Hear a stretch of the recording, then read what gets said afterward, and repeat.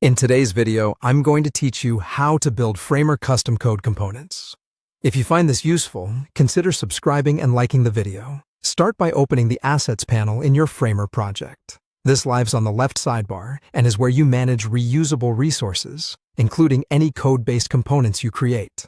Take a moment to get comfortable with that panel, so you can quickly access files and assets as you build. Next, create a new code file. Click the plus icon next to the code heading and choose New Component. This action tells Framer you want to add a custom element to your project. When the dialog appears, give your component a clear descriptive name that reflects its purpose. Good names make components easier to find later, especially in larger projects. After creating the file, the built-in code editor opens. You'll see default boilerplate that you can replace. Write your React component using TypeScript, saving the file with a TTSX structure. Your component function should return the JSX structure you want rendered in the canvas. Keep the return tree tidy and focused, a single root element with nested children as needed.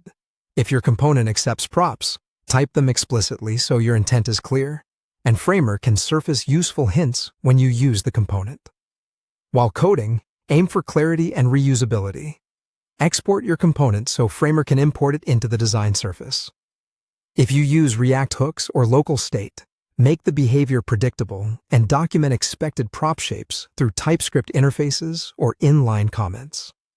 Avoid browser-specific globals or APIs that won't be available inside the Framer runtime without explanation. Use plain testable logic that renders consistently. When your code is ready, save the file. Saving registers the component in Framer and makes it appear in the Assets panel under Code. From there, the component is available to drag into your canvas or to reuse across other pages and projects.